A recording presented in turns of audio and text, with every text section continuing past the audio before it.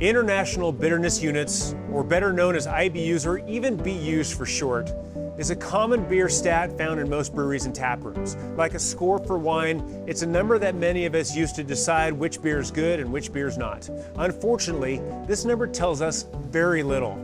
My question is, are you one of the millions of beer drinkers that have been misled by IBUs?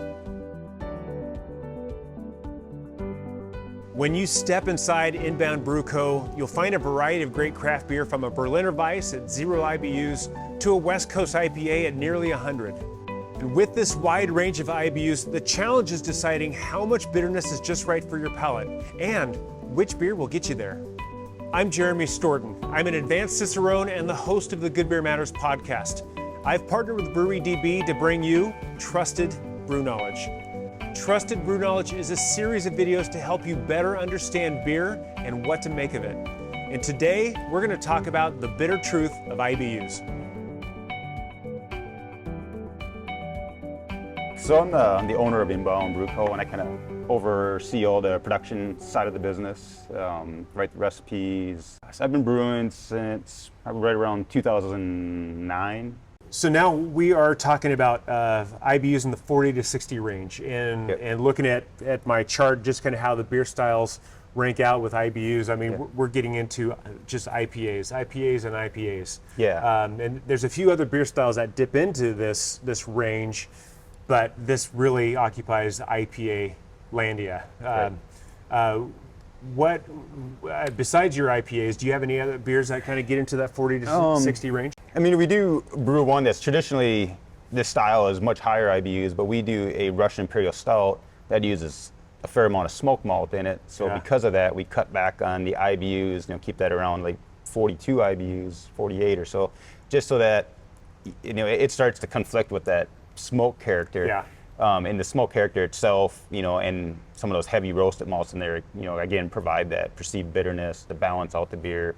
And this is also one that gets thrown into either some rye whiskey barrels or some, bourbon barrels, and, blend it from there. So like, it's getting that perceived dryness to balance out all that malt in the Russian just from other sources than hops. Well, and you just said something I think is important to really pull out those. When you have this prominent bitterness, we need something to balance that.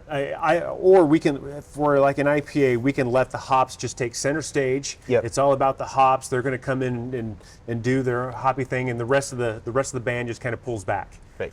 But there's some styles, like you just mentioned, where you need to the rest of the ingredients have to step up along with that IBUs that are stepping up, the hops that are stepping up. Why is that?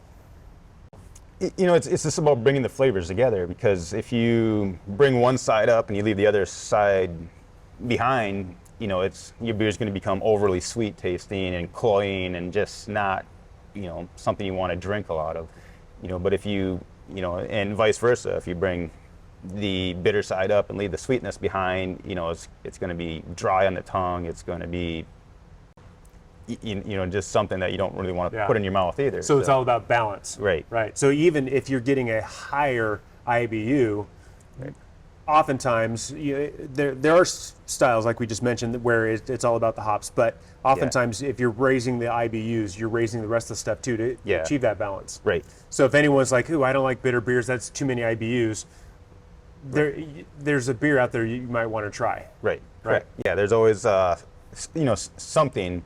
And like so many people kind of get hung up on the statistics, and it's really, it's only a statistic. It doesn't tell the whole story of where that beer lies. Yeah, it's like a Robert Parker score. It's like a number that gives you a clue, but it doesn't tell the whole story, and that's where I think people need to embrace the bitterness, because there's a lot of, like a good example is the Czech Premium Pale and a German Alt beer.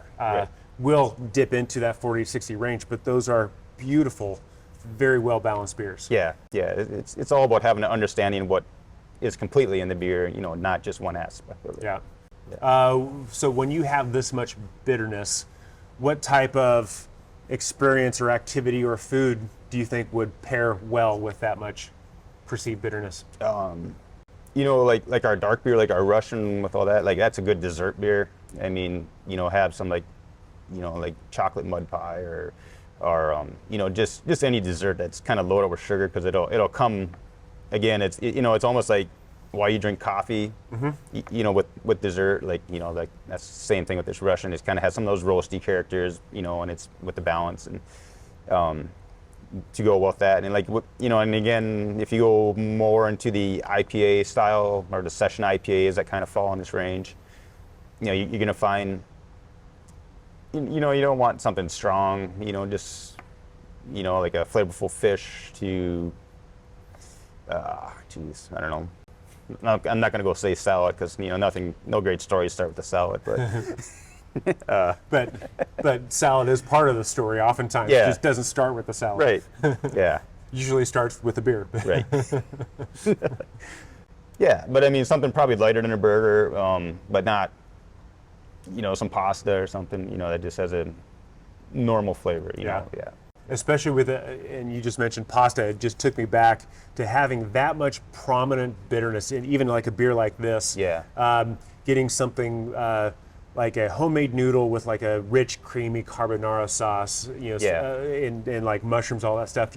It is just so overwhelmingly rich by itself when it's done right, but that bitterness can come through, not only add a flavor, but it can help cut that creaminess back. It can help cleanse the palate, and then it just makes that whole, like that bitter of a beer can just make that whole dining experience just connect perfectly. Yeah, and you know, in a lot of these beers, especially in the IPA and the session IPAs and pale ales, they're still kind of in that range where, you know, it's a pretty drinkable beer on its own. Yeah. Like you can sit there and drink quite a few, maybe more than you should, but yeah, it doesn't necessarily need a lot to go with it. Yeah, you can just drink it by itself. Yeah. Perfect.